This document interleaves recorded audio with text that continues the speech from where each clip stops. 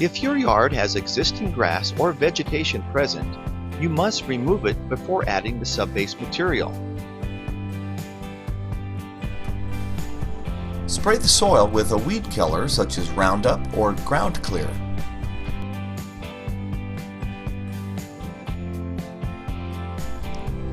Install landscape fabric and attach the landscape staples.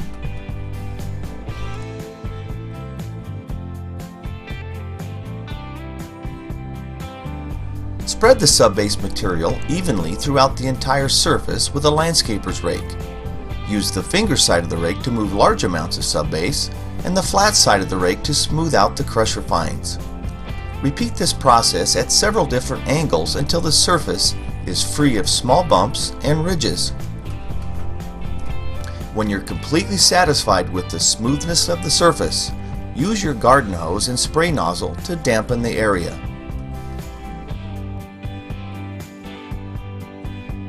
A plate compactor compacts and levels the surface area. Tamp the edges with a hand tamper as a final touch to the edges. Lightly wet the area one more time. Fill your water-filled sod roller with water and roll across the dampened subbase several times.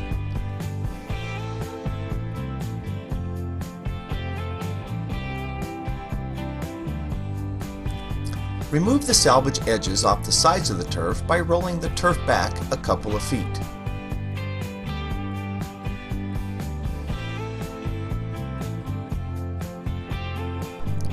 Adjust the turf to line up the seams. Get each piece as close as possible to one another without overlapping the turf.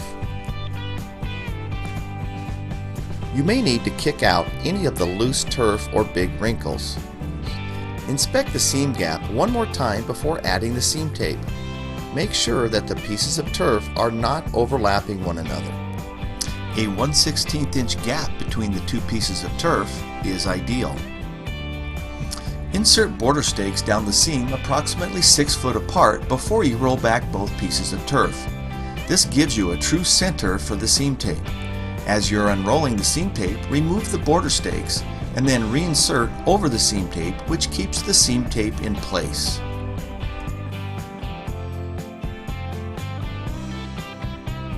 The first piece of turf rolled onto the seam tape should be the one that has the least amount of fibers overlapping the edges.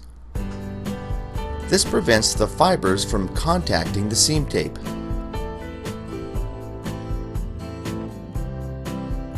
Now slowly unroll that piece of turf onto the seam tape.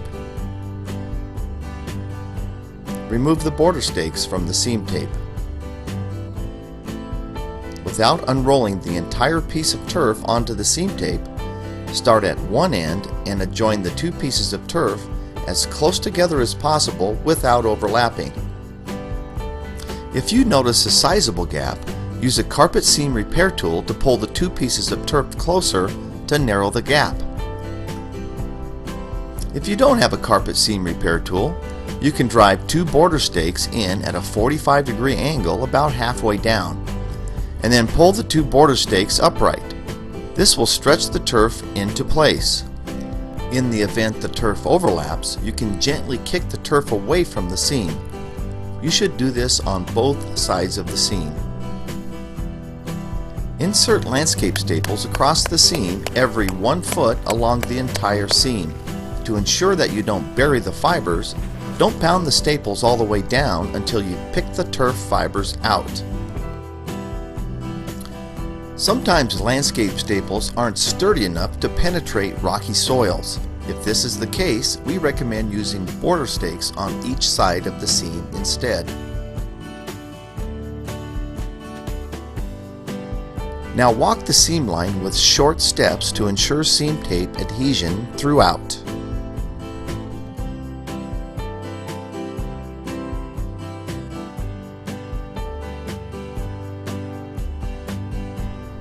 Power broom the turf against the grain in a back and forth motion as shown here.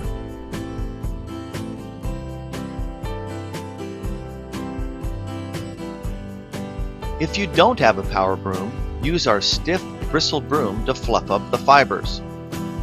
Hold the broom handle belt level and walk against the grain of the turf multiple times.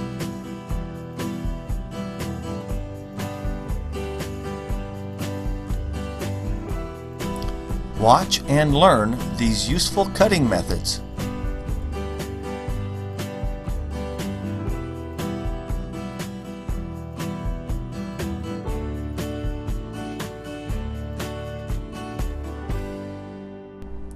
Cutting short relief cuts makes it easier when cutting on the back side of the turf.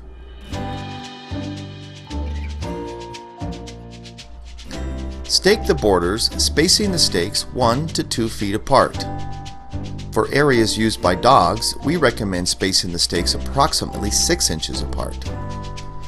Be sure not to bury the head of the stake without picking the fibers away before pounding the stake all the way in.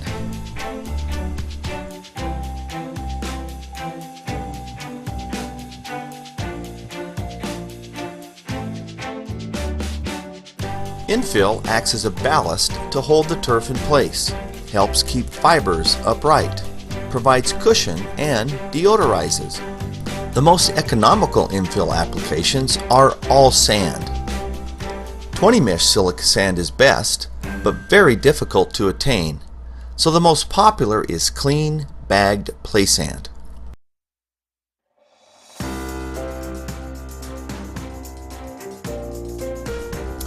Go back and forth with your drop spreader a couple of times on the same path before moving over to the next path.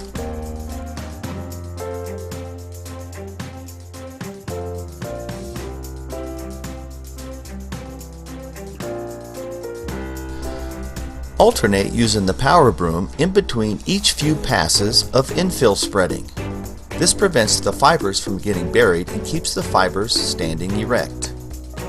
The edges may need extra attention.